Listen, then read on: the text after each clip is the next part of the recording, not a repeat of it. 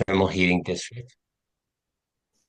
And so we'll take a look at that. It's always nice to know that you're not serial number one, and so I can assure you that you will not be.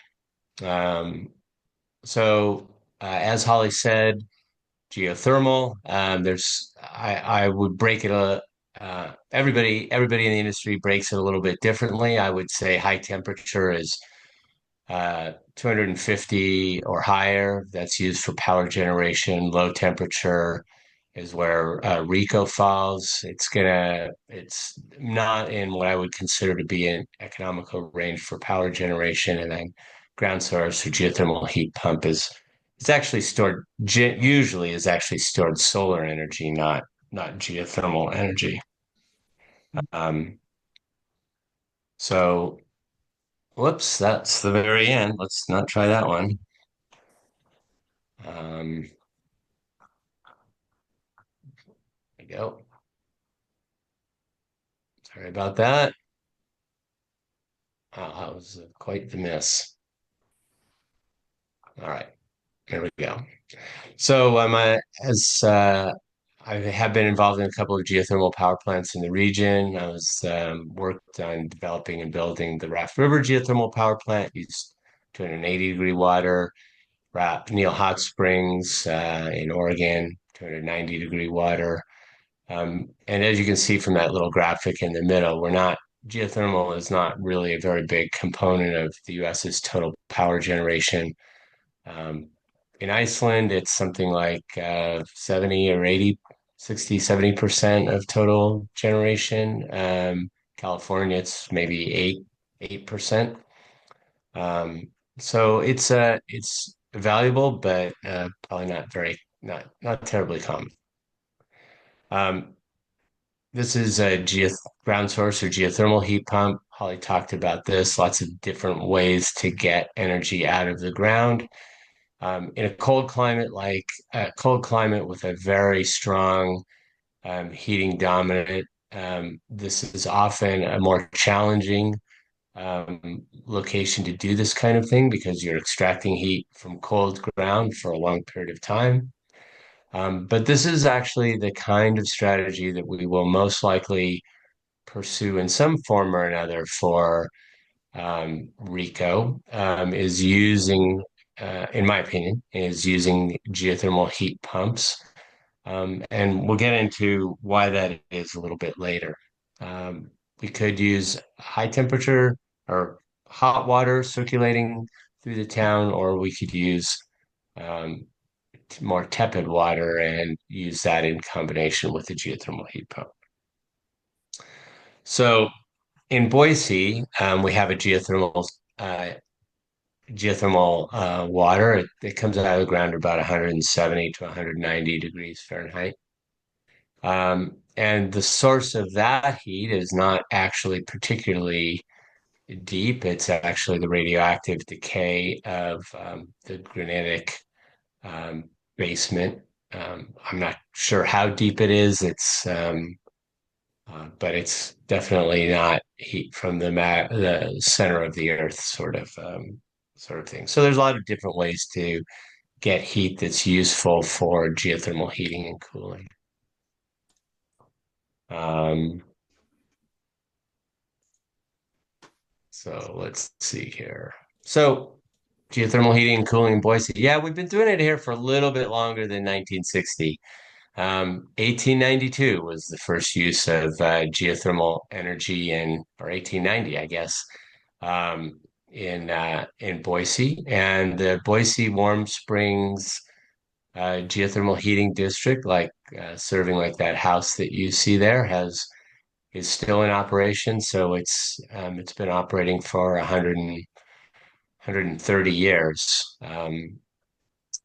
and continues to operate. So that was the first. Um, However, Boise actually has four different geothermal heating districts. So the dark green is the original Boise Warm Springs district. Started in 1890. This little green patch over here was another one that started in, I think, the 90s or 2000. era. The city system has grown over time. It started out as just being in the downtown area and then out from here, this sort of region. It was built in the 1980s during the oil crisis, went bankrupt. The city debated for a long time about whether to buy it or not for $1. Um, in the end, they did, and they've been operating it ever since about 2000, I believe, um, and growing it. So this is Boise State University, and over here, and this is a new edition that's maybe 4 or 5 years old. So the lesson there is that you can start with something and grow it over time. This is uh, this is the VA, and the fourth one is this light blue, which is actually the state capitol is heated by geothermal.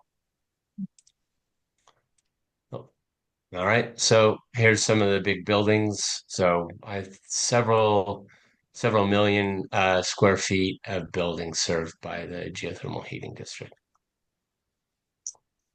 And in 1999, they drilled an injection well. So, you can, if you're familiar with mechanical equipment, that's quite a small motor there. And so they're just pushing the water back into the ground. They ran for 20 years with no re-injection. The water level in the reservoir started dropping. They started re-injecting, and Warm Springs so in the last few years, Warm Springs surface flow that has not been seen in 100 years has started making it to the surface again. So it just goes to show that there's a lot of this kind of Goldilocks aspect of geothermal.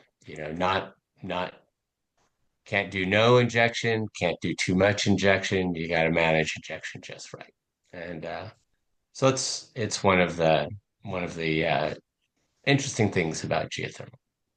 But as you can see, they're injecting their water at the same or higher temperature as the Rico hot springs. And so what that means is that it's could be beneficial to look for other solutions for delivering heat to Rico other than direct use. Um, Other people can comment. My experience with geothermometry is that it's always quite optimistic as to what the actual reservoir temperature is. So they have a nice little, wherever you go downtown, you can look for this little plaque and it tells you that it's a geothermally heated building. Okay, so Boise is not the only one. Colorado Mesa University in Grand Junction has a uh, geothermal heat pump based systems. So it's called a single pipe. So 1.2 million square feet, about 10 megawatts of um, heating capacity. Um, and some of this is more related to other talks. So, but they've lowered their demand by 1 megawatt. Why is that worth mentioning? Well, capacity on the grid is very expensive. Probably many of you have read articles about how the grid is being strained because there's a lot of load growth. Well, building a megawatt of a 1 megawatt of a power plant costs between $2 and $5 million, whether you're depending on the technology and the characteristics of the power plant. So although they did not monetize this value, they are contributing to lowering the power rates by approximately $2 to $5 million of capital costs.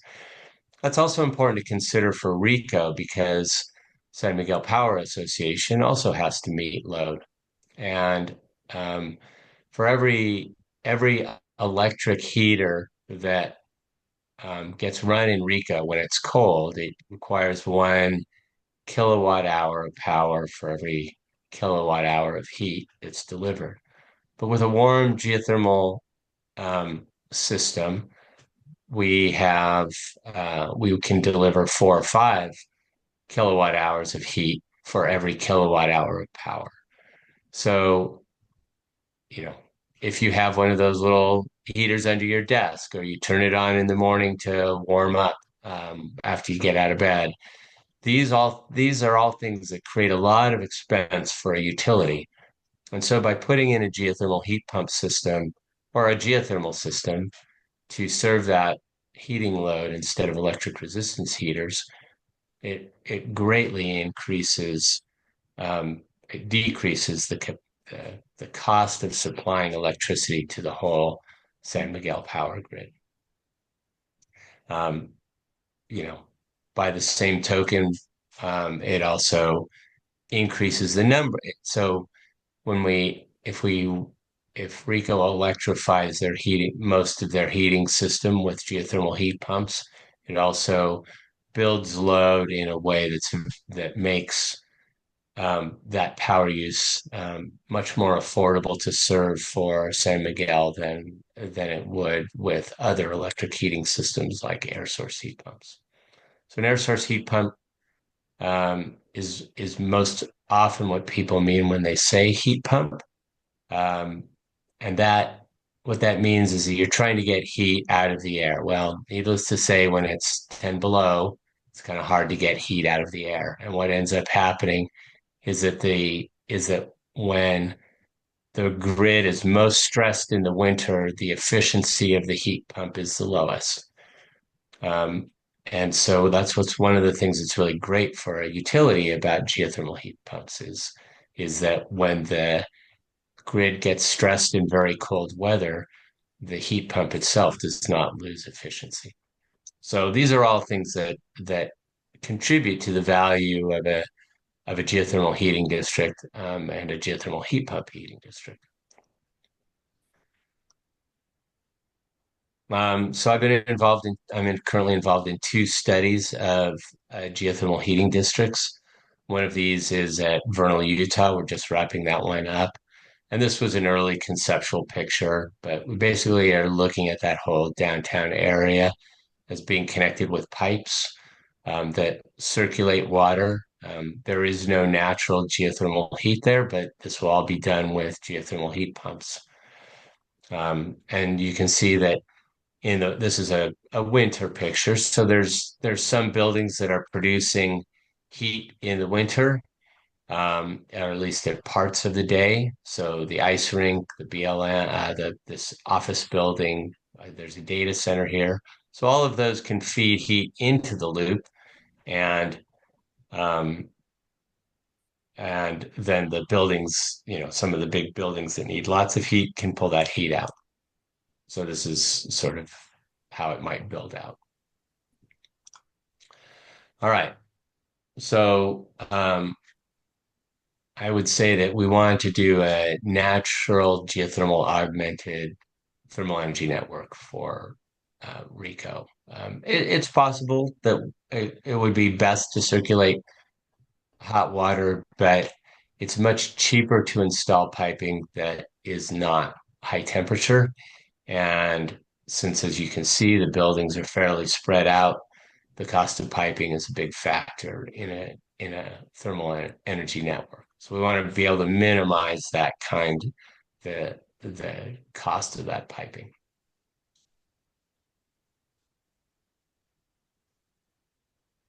Well,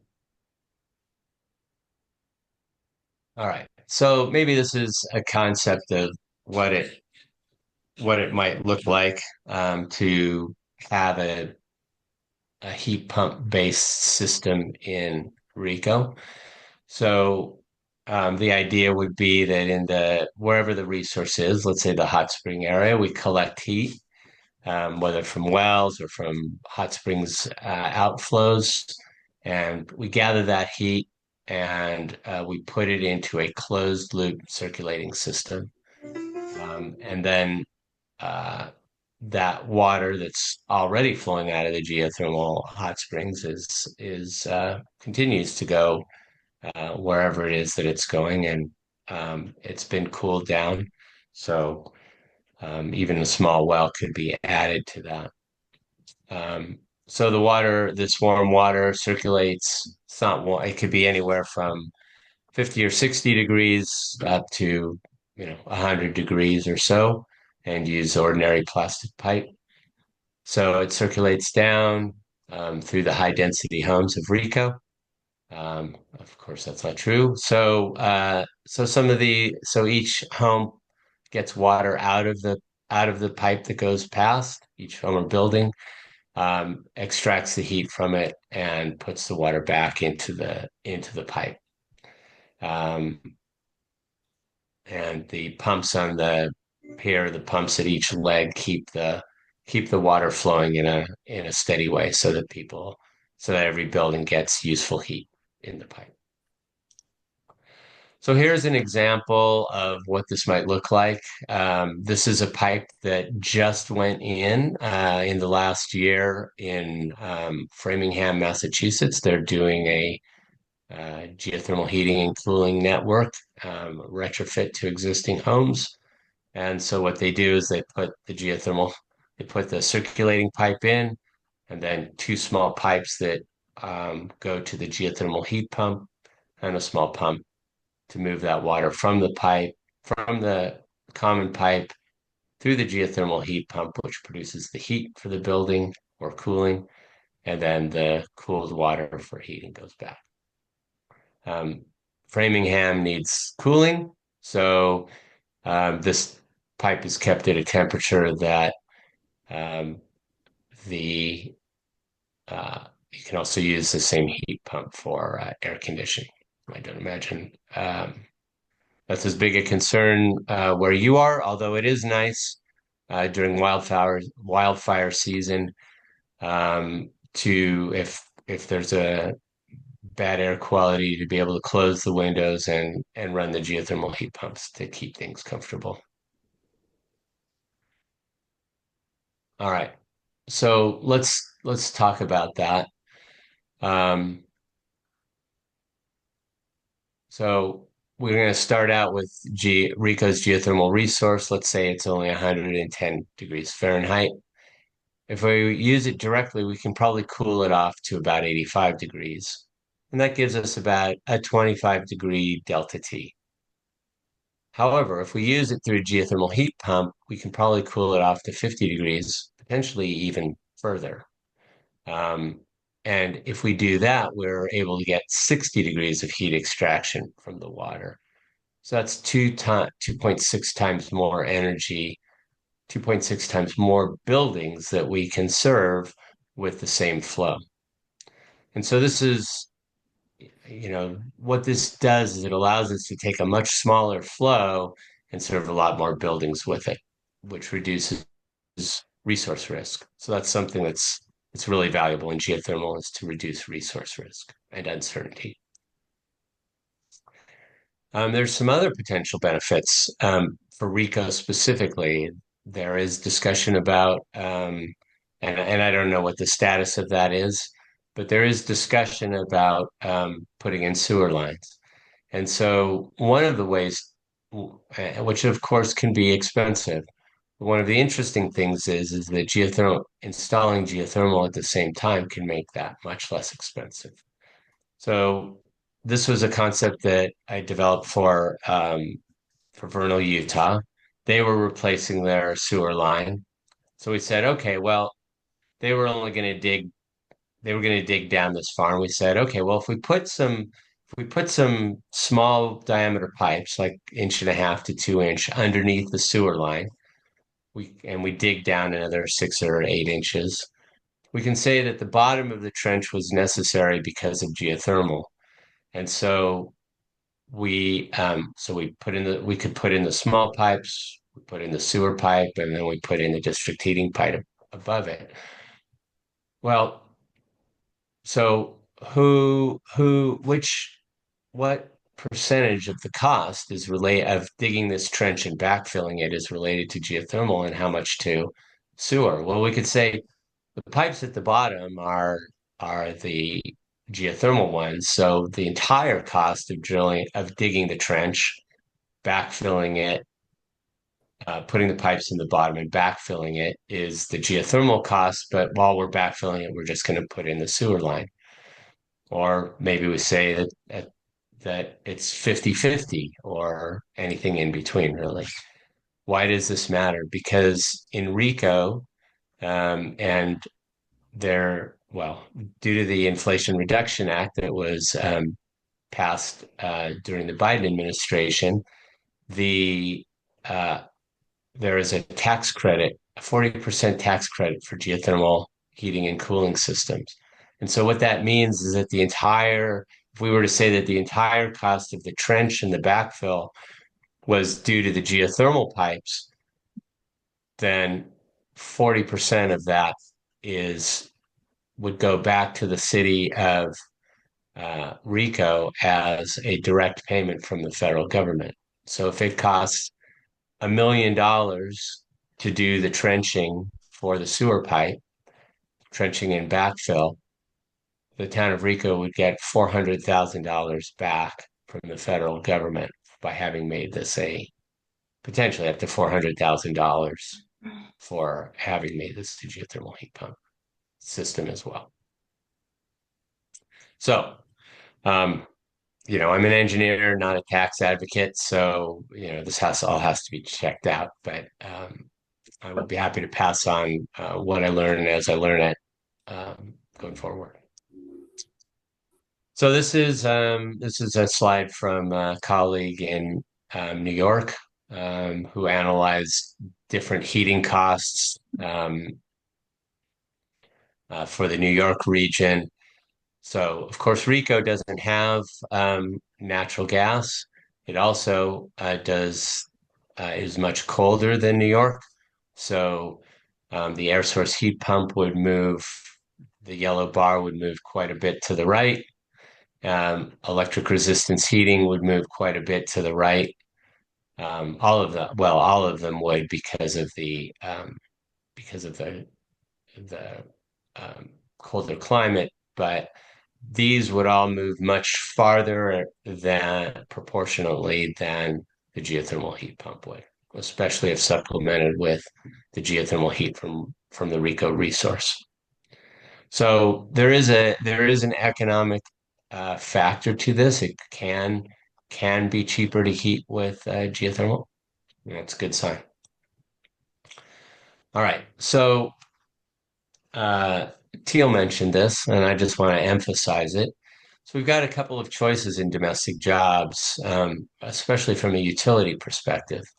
So option one is, you know, gigafactories that make batteries to store electricity. Um, and we have an imported mineral dependency. It's a highly automated factories, no jobs in Rico whatsoever. And other than maybe bringing in a container and setting it down in the substation. Uh, and so this is not a very good way to build jobs in the US or build jobs in local communities. It is completely the opposite with geothermal heat pumps and geothermal energy in general for heating and cooling. So there's lots of local jobs as we install equipment in every building. Those are all Colorado jobs, county jobs, county taxes, circular economy concepts. It's all very labor intensive, not very equipment intensive. Um, and so, it's a really stark choice. It doesn't show up in energy pricing, but it shows up in the big picture of economics. And, um, I think we, if we do things strictly on which are important, what does it cost me? It does overlook some key factors. All right. So speaking of storage, we hear a lot about grid storage batteries, and yet we run inefficient device. We build batteries and run inefficient devices with it, whether it's an air conditioning unit in a warm climate or a little electric resistance heater under our desk in a cold climate. This is a real technology mismatch. You know, this is like putting buggy wheels on a Dodge Hellcat. This makes no sense, especially in Rico if you've got to get through snow. So let's not do these kind of things. Let's build integrated systems instead. And so what is that integrated system? This is a slide from Vernal, Utah. That is to build district energy systems. And then we see some geothermal boreholes here. And we're going to use those geothermal boreholes as geothermoses. We're going to store heat from the geothermal hot springs when we don't need it. So all summer, during the day in the fall, or spring, we can the whenever the need for heat in the buildings is less than the supply of heat from the resource, we can put that extra heat in here. And that dramatically, like by a factor of 4, reduces the amount of flow we need to have from the geothermal resource, because we don't have to hit the peak when it's the coldest with instantaneous flow. We can serve that peak with our geothermal battery, our geothermos. So we reviewed the 2.6 times, but this is what it really does: is it allows us to store a lot more energy to serve a lot more buildings with the same geothermal heat flow. And I think this is going to be a critical component for success in Rico. All right, so let's look at a little bit of economics. We don't know what the plan is. We don't know what the resources we have to deal with. So there's no real economics. But let's at least get optimistic about the potential. So I mentioned the federal investment tax credit. That's 40 to 50%. There's building designers get a credit for designing energy efficient buildings that can contribute to the reducing the cost of the installation. Colorado has what's called, I should have capitalized that, PACE loans, property assessed clean energy for commercial installations. So depending on how the ownership of the equipment is structured, that Colorado PACE loan can be used to provide long-term financing for the geothermal heat pumps. And there's state incentive programs almost for sure, or utility incentive programs. So there's also we should be able to make an argument with San Miguel Power that this kind of thing is actually reducing their peak capacity, and that therefore they ought to pay Rico to install the system as an incentive or compensation for that benefit that's delivered to the grid.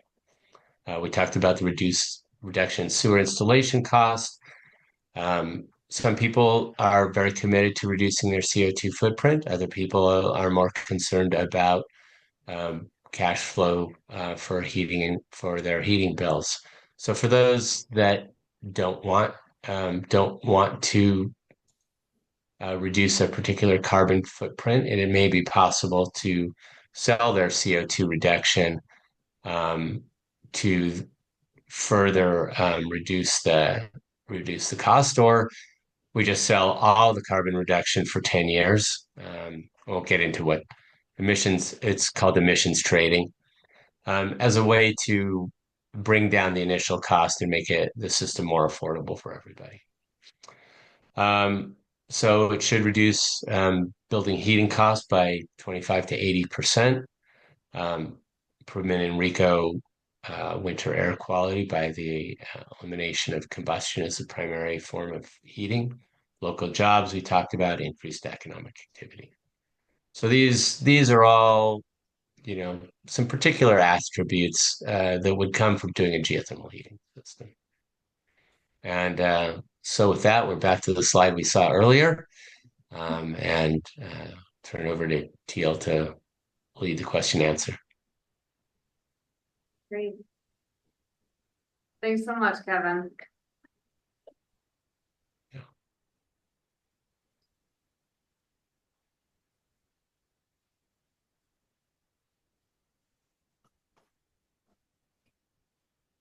So, let's see. Before we jump into opening up questions from all of you, I would like to ask two questions of you. And now that you have a little bit more information, I'm very curious. First, are you interested in district heating as a possibility for your Rico home? Just based on what you've heard and learned today, could you give me a show of hands if this is something that's of interest to you? And raise them high so I can count.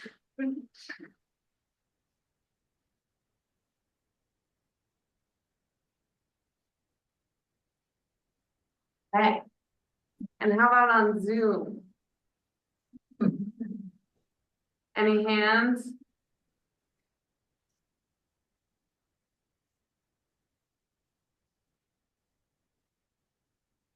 Thanks, Alan. I know one of them is my dad, so he doesn't count.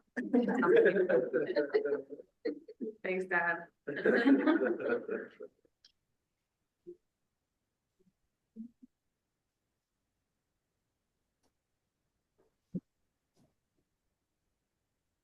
And then my second question for all of you is, what are your most important considerations for heating? And I'm going to give you three options and you can raise your hand more than once. Okay, what are your most important considerations for heating? Cost? Show of hands.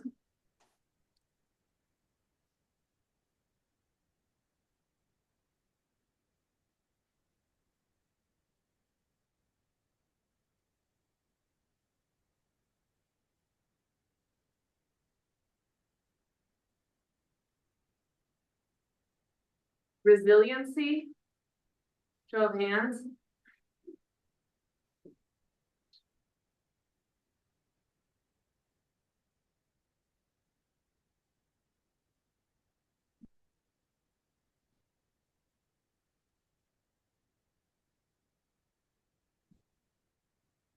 And the last one would be reduction in carbon emissions.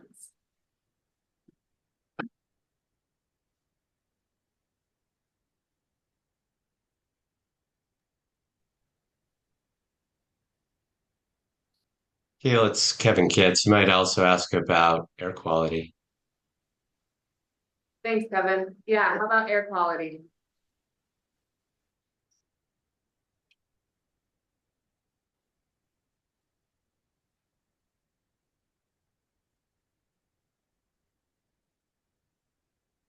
Thank you.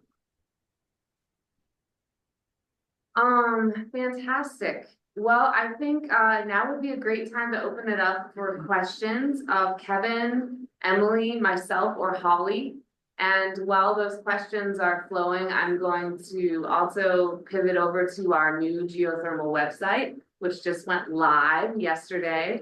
That was thanks to funding from the Rico Center. We were able to pay another local person, Karen Overt, who did a fantastic job. So I'll be excited to walk you through that briefly. And then that will be a resource for all of you to be able to check out and share and connect with us on that. But let's do questions first. So does anyone have any questions for Kevin, Emily, Holly, or myself? How do you think the new administration's drill baby drill is going to affect this wonderful research and development? Thanks for that question, John, right? So, yeah. Yeah, thank you. Kevin?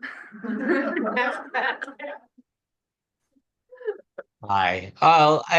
There's Congress actually has quite a bit of support for geothermal power and geothermal energy.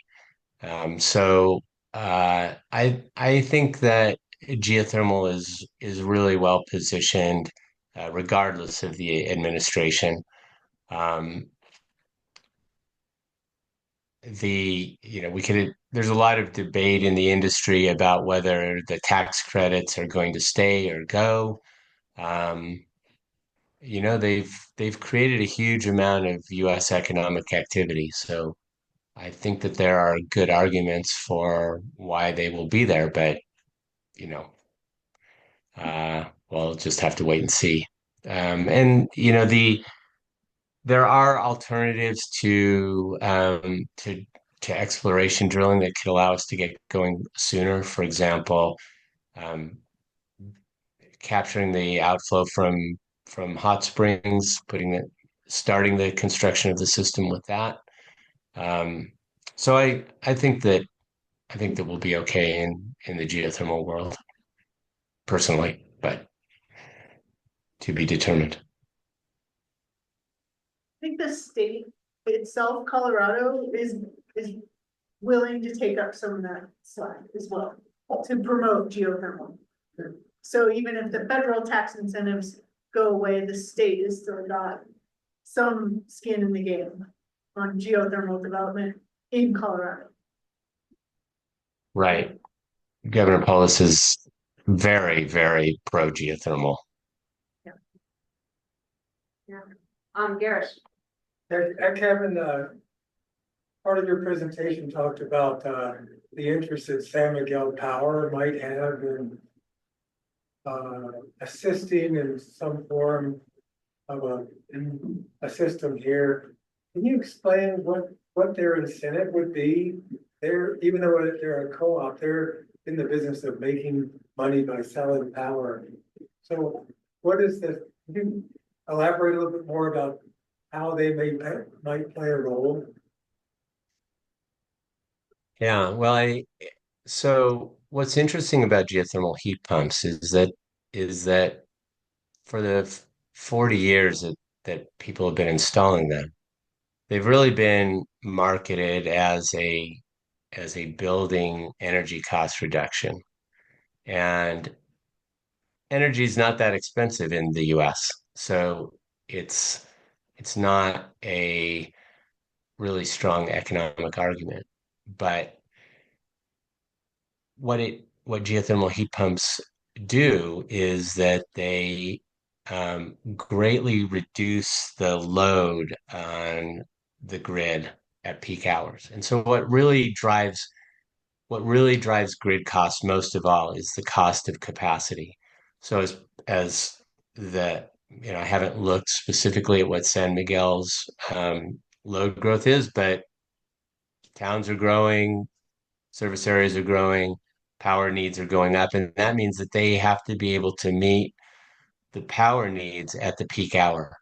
And that's really expensive. And so by having Rico, if Rico ends up with geothermal lowering its peak load, but still using electricity, that's really valuable to any utility, should be very valuable to San Miguel Power.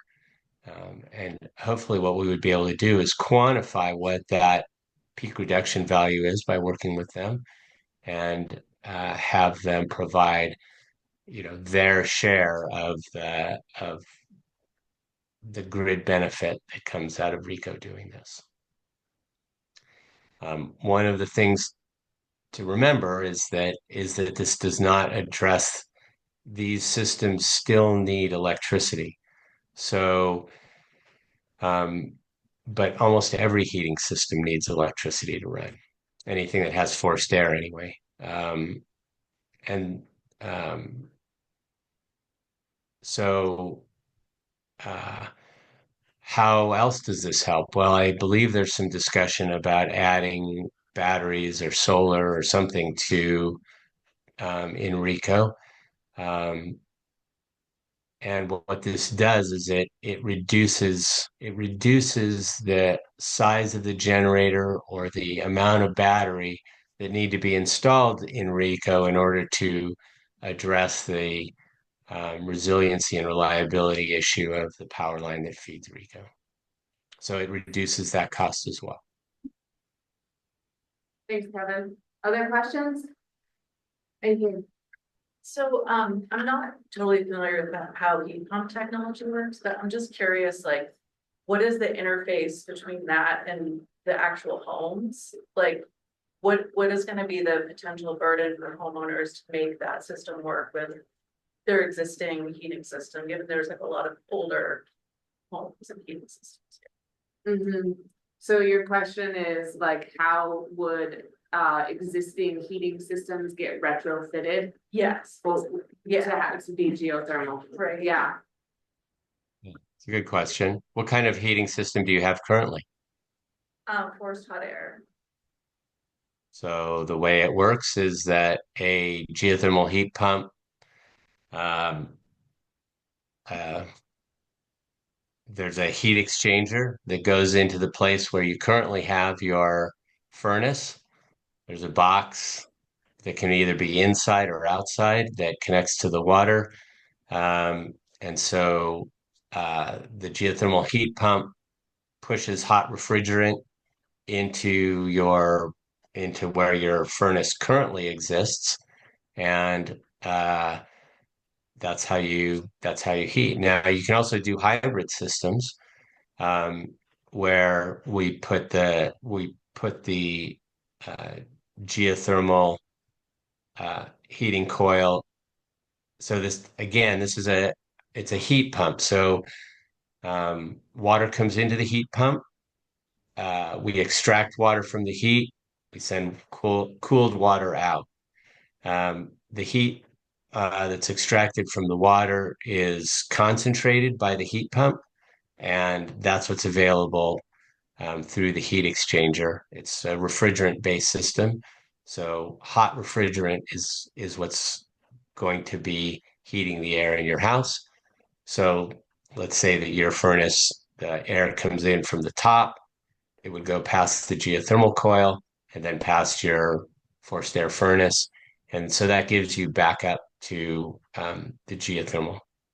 Uh, so there's that's one example. Geothermal heat pumps can also make hot water. So if you were to have a hydronic system, can supply hot water to the hydronic system.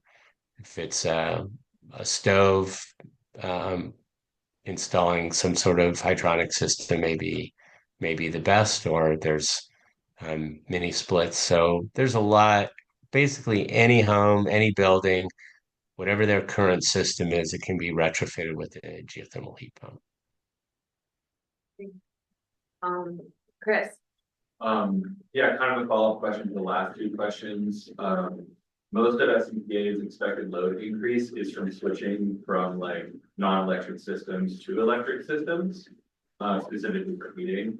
And so like, I'm curious about some of the trade-offs, around like energy ownership, like the size of development in combination with like our needs as a community to like electrify our energy systems for a whole bunch of different reasons. So yeah, if you could talk about some past projects, like what was the payment structure? Did SMPA own the energy versus like the municipality owning the energy versus so on and so forth versus tri-state owning the energy because SMPA is a subsidiary of that co-op. So like if you wanted to talk about some different options that communities have in terms of owning their energy, I'm very curious about the trade-offs. And like what different communities have done. Yeah, so I think that so if I heard it's a little quiet, but I think I heard what are the different ownership structures that could be used at Rico? Is that right? Yes, correct. And then trade-offs with home electrification. So like could we bundle Uh, like funding for our own home electrification in this as a development project, essentially? right. Okay, so this is home heating electrification. It is my belief that it has the lowest total cost both to San Miguel Power as a whole and to the homeowners of Rico. Um, but that will have to be proven in detailed studies. There are a number of ways for the ownership to be structured. It can be owned by the municipality, like Boise. It can be owned by a utility, like the one in Framingham, Massachusetts, that's being installed.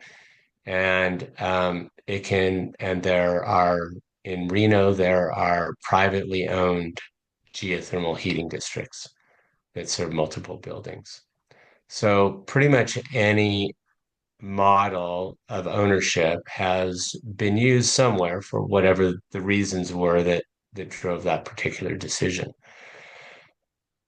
Um, Unfortunately, the I mentioned that Boise Warm Springs District has been operating since 1890 under what's called a split ownership model. So the Boise Warm Springs District owns the pipe down the middle of the street, and the homeowner owns, just like with sewer and water, owns the pipe that goes out, that comes from the street, and they own the equipment inside their house that uses that heat.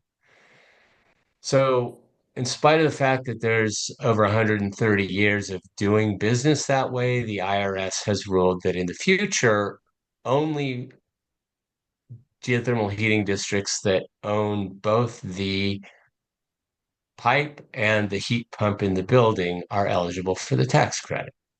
That is likely to change. It is absolutely insane. Truly an example of the federal government writing rules when they had no clue what they were doing. Um, but those are the rules as they currently sit. And so, is that a gigantic problem? It's just going to give lawyers a chance to make some money too. So there's lots of clever ways to make it look like it's split ownership, even though it's not. And so the most likely structure that I would say is that there's going to be this shared infrastructure. So there's going to need to be an organization that owns it all, and maintains it. That could be the city or it could be third party. I think those are the two most likely. And because of that IRS ruling, they will actually end up owning and initially paying for the heat pump that is in the house. And they'll own the equipment. We can get a little bit clever and sneaky about how we split up costs, but um, the uh, and so then there will be if for the equipment that's in your house, you have to replace your equipment every 10 or 15 years. So normal equipment typically. So there will probably just be a annual fee that represents some percentage of the cost of that equipment. And um, that would go onto the bill. So you would end up, which is a really good deal, basically getting a 20-year loan on your HVA, on your heating equipment, and that would be collected through the bill. Does that Thank- did that answer your question? Yeah, he said yes. Let's do two more. Skip, did you? Hi, it's for any one of you, and based really on the last couple of 3 or 4 questions. Vernal, maybe an example, Massachusetts. Do you have, does someone have an estimation presentation for this group or anybody that owns a home? Just what is the bottom dollar line? What's the bottom line here in terms of I can't think of a better way to deal with our energy situation in this town.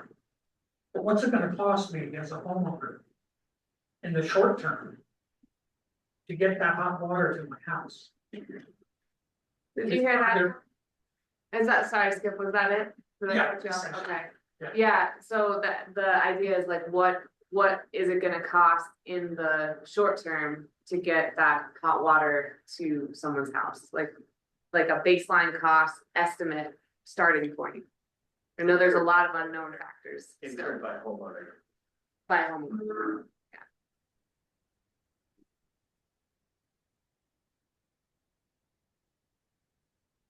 Um, Did you hear I that? can I did. The answer is I don't know.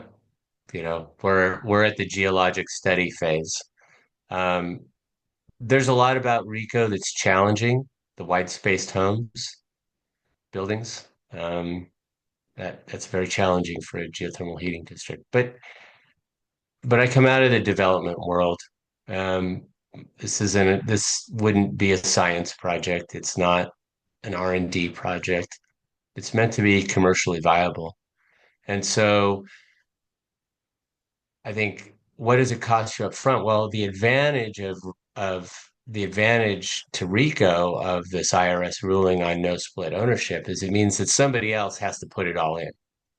So, the upfront cost should be minimal. Um, so, for me, the criteria that I have always used is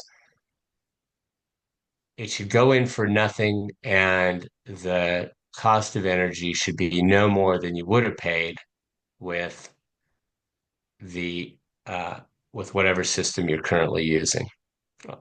Um, and that's why I listed out earlier all of those different value streams from the sewer line. So is Rico going to put in a sewer line? If they are, then we should capture that opportunity to bring down the cost of geothermal or bring down the cost of sewer, whichever way you want to split it.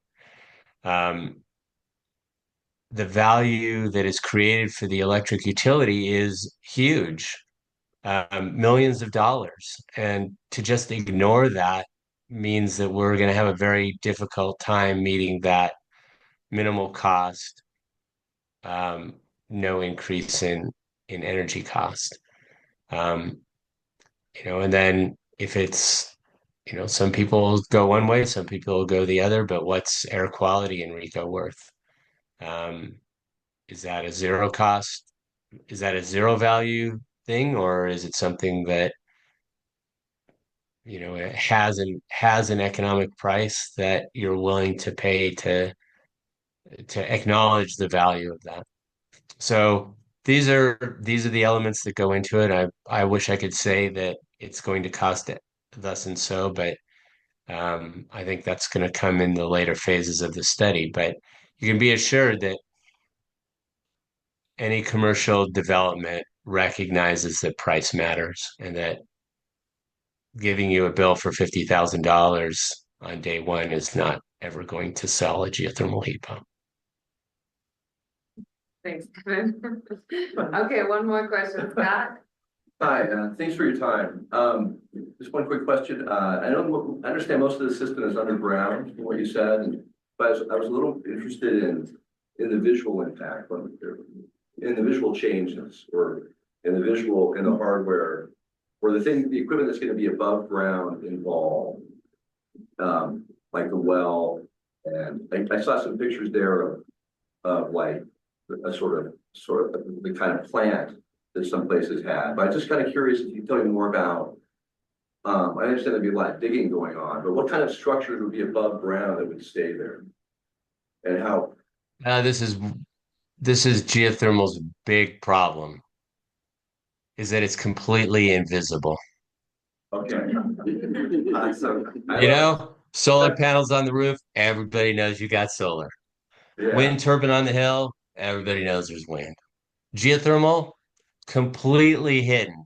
The box that's in your house currently that does heating, it's just a different box. The pipe is under the ground. Even if there's a well, fits in a, it fits in a little shed. You can make it as decorative as you want. Okay.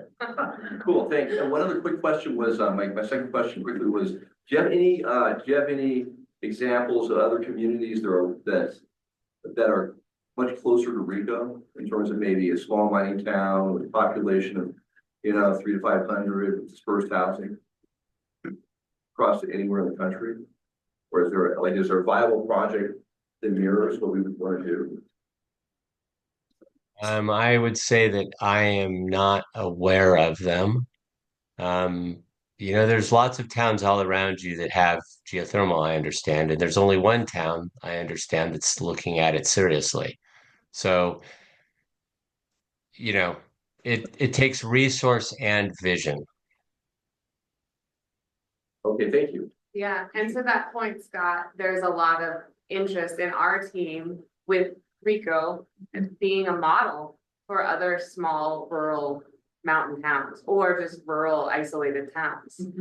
To have something that's a bit more independent, autonomous for energy. You could think of that Mesa University Okay, as an yeah, example, that might- because it is small, but not as spread out, so it's Yeah. a little more localized. yeah. Klamath Falls, Oregon has district heating. A smaller town than Boise. Pagosa Springs. I don't know if they do any district. They do their greenhouse stuff.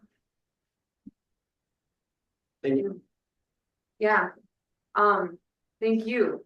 So the final piece of the presentation, I know we're a little bit over, but I just wanted to share with everyone this website.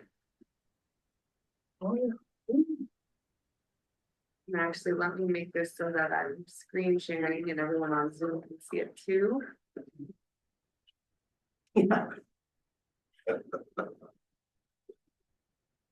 Oops, doing that. Todd, I need your finger.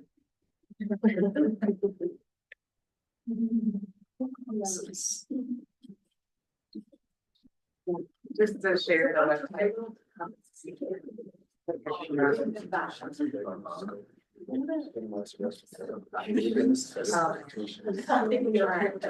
Okay, sorry, folks, I'm not gonna be able to screen share the website, but please check out our website, ricogeothermal.org. And I'm gonna open it up for everybody here who's in attendance in person, and everyone on Zoom, thank you so much for being a part of this, and we'll continue the meeting here. Thanks. Bye. Thanks, Emily. Thanks, Kevin. Appreciate you.